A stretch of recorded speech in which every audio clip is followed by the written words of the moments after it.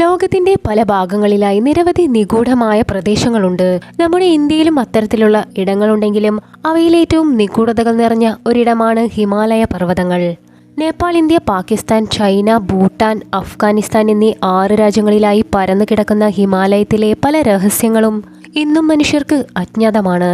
ജൈന, ബുദ്ധ, bone ഹിന്ദുമതങ്ങളുടെ ഒരു പ്രധാന പുണ്യസ്ഥലമായ കൈലാസം ഇന്നും മനുഷ്യർക്ക് കീഴടക്കാൻ കഴിയാത്ത ഒരു അത്ഭുതമായി നിലകൊള്ളുന്നു. ലോകത്തിലെ ഏറ്റവും വലിയ കൊടുമുടിയായ എവറസ്റ്റ് കൊടുമുടിയേക്കാൾ 2000 മീറ്ററിലധികം താഴെയാണ് ഇതിന്റെ ഉയരമെങ്കിലും ഇന്നും മനുഷ്യൻ ഈ കൈലാസത്തിനു മുൻപിൽ തോറ്റുകൊണ്ടിരിക്കുകയാണ്. ഹിമാലയ പർവ്വതത്തിൽ ടിബറ്റിലേക്ക് നീണ്ടുകിടക്കുന്ന ഒരു ഭാഗമാണ് കൈലാസ പർവ്വതം. ഡൽഹിയിൽ നിന്നും 865 കിലോമീറ്റർ അകലെ, സമുദ്രനിരപ്പിൽ നിന്നും ഏകദേശം 6690 മീറ്റർ ഉയരത്തിലാണിത് സ്ഥിതി ചെയ്യുന്നത്. ഏഷ്യയിലെ നീളം കൂടിയ നദികളായ സത്ലജ്, ബ്രഹ്മപുത്ര, കർണാലി തുടങ്ങിയ നദികളുടെ ഉത്ഭവസ്ഥലമായ ഇവിടം ഹിന്ദു വിശ്വാസപ്രകാരം ശിവന്റെ വാസസ്ഥലമായിട്ടും കണക്കാക്കപ്പെടുന്നു.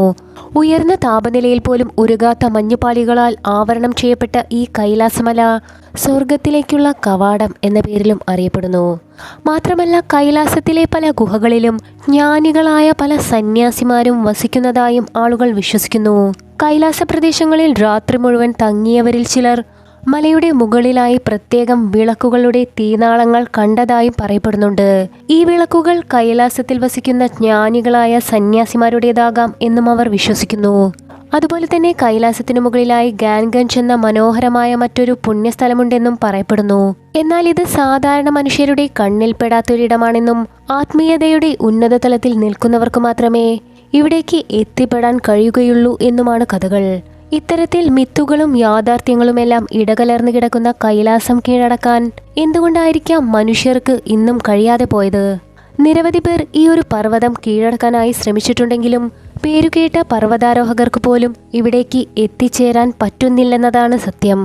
1999 റഷ്യൻ ശാസ്ത്രജ്ഞരുടെ ഒരു സംഘം ടിബറ്റിലെത്തി 1 മാസത്തോളം കൈലാസ പർവ്വതത്തെക്കുറിച്ച് ഗവേഷണം നടത്തുകയുണ്ടായി. ത്രികോണാകൃതിയിലുള്ള ഈ പർവ്വതം അത്ഭുതകരമാണെന്ന് പറഞ്ഞ അവർ ഏതുകാലവും മഞ്ഞു മൂടിക്കിടക്കുന്ന ഈ ഒരു പർവ്വതത്തെ ശിവ പിരമിഡ് എന്നും വിളിച്ചു. കൈലാസം കയറാനായി ഇവർ ശ്രമിച്ചെങ്കിലും പ്രതികൂലമായ സാഹചര്യത്തിൽ അവർക്ക് തങ്ങളുടെ ദൗത്യം പാതിവഴിയിൽ ഉപേക്ഷിക്കേണ്ടതായി വന്നു. ശേഷം 2007 റഷ്യൻ പർവ്വതാരോഹകനായ സെർജി സിസ്റ്റിക്കോവും സംഘവും കൈലാസപർവ്വതം കീഴടക്കാനായി പുറപ്പെട്ടു. എന്നാൽ കുറച്ചു ദൂരം കയറിയപ്പോൾ തന്നെ അവർക്ക് കടുത്ത തലവേദന അനുഭവപ്പെടാൻ തുടങ്ങി. ശേഷം കാലുകൾ, താടിയലുകൾ, പേശികൾ എന്നിവയിൽ അസഹ്യമായ വേദന അനുഭവപ്പെട്ടതോടെ അവരും ആ ദൗത്യം അവിടെ വെച്ച് ഉപേക്ഷിക്കുകയായിരുന്നു.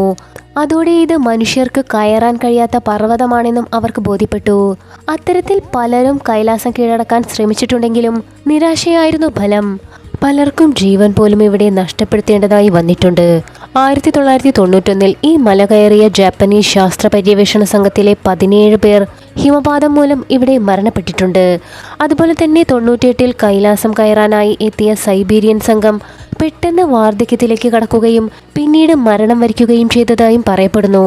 ഇതിനിടയിൽ ചൈന ടിബറ്റ് കീഴടക്കിയ സമയത്ത് ചൈനയുടെ നിർദ്ദേശപ്രകാരം അവിടുത്തെ പർവ്വതാരോഹകരും കൈലാസം കീഴടക്കാൻ ശ്രമിക്കുകയുണ്ടായി. എന്നാൽ അവർക്കും ആ ദൗത്യം പാതിവഴിയിൽ ഉപേക്ഷിക്കേണ്ടതായി വന്നു. ഇതെല്ലാം കൊണ്ട് തന്നെ കൈലാസം എന്നത് അമാനുഷികമായ എന്തോ ശക്തിയാൽ രൂപപ്പെട്ടതാണെന്ന വാദവും വിശ്വാസികൾക്കിടയിലുണ്ട്. അതുകൊണ്ട് തന്നെയാണ് മനുഷ്യർക്ക് ഇത്ര കാലമായിട്ടും അവിടേക്ക് എത്താൻ കഴിയാത്തതെന്നും ആളുകൾ കരുതുന്നു. എന്തായാലും ഇത്തരത്തിലുള്ള ഒട്ടനവധി പ്രതികൂല സാഹചര്യങ്ങൾ കൊണ്ടുതന്നെ നിലവിൽ കൈലാസത്തിലേക്കുള്ള പർവ്വതാരോഹണവും എല്ലാ രാജ്യങ്ങളും നിയമപരമായി നിർത്തിവച്ചിരിക്കുകയാണ്. കൈലാസത്തിന്റെ പ്രത്യേകതകളിൽ എപ്പോഴും എടുത്തു പറയേണ്ട മറ്റൊന്നാണ് അവിടുത്തെ സമയം എന്നത്. അതായത് കൈലാസം കയറാൻ ശ്രമിക്കുന്നവരിൽ പെട്ടെന്ന് വാർദ്ധക്യം ഉണ്ടാകുന്നതായി ചില പഠനങ്ങൾ പറയുന്നു. കൈലാസപർവ്വത പ്രദേശത്തായി സമയം ചിലവഴിക്കുന്നവരിൽ മുടികളും നഖങ്ങളുമെല്ലാം പതിവിലും വേഗത്തിൽ വളരുന്നതായും ചിലർ അഭിപ്രായപ്പെടുന്നുണ്ട്. 12 മണിക്കൂറിൽ കൂടുതൽ ഈ പ്രദേശങ്ങളിൽ തങ്ങിയവരിലാണ് ഇത്തരത്തിലൊരു മാറ്റം അനുഭവപ്പെട്ടിട്ടുള്ളത്. ചുരുക്കി പറഞ്ഞാൽ ഭൂമിശാസ്ത്രപരമായി വളരെയേറെ പ്രത്യേകതകളുള്ള ഈ ഒരു പർവ്വതം കീഴടക്കുക എന്നത് അസാധ്യമായ ഒരു കാര്യം തന്നെയാണ്. പർവ്വതത്തിന്റെ പിരമിഡ് രൂപവും കാലാവസ്ഥയും അവിടുത്തെ അതിശക്തമായ കാറ്റുമെല്ലാം മറികടക്കുക എന്നത് മനുഷ്യനെ കൊണ്ട് കഴിയില്ലെന്നു സാരം. ഇതിനെല്ലാം പുറമെ വിമാനങ്ങൾ, ഹെലികോപ്റ്ററുകൾ തുടങ്ങിയ വ്യോമ ഗതാഗത സംവിധാനങ്ങൾ ഒന്നും തന്നെ കൈലാസത്തിന് മുകളിലൂടെ പറക്കുകയില്ല.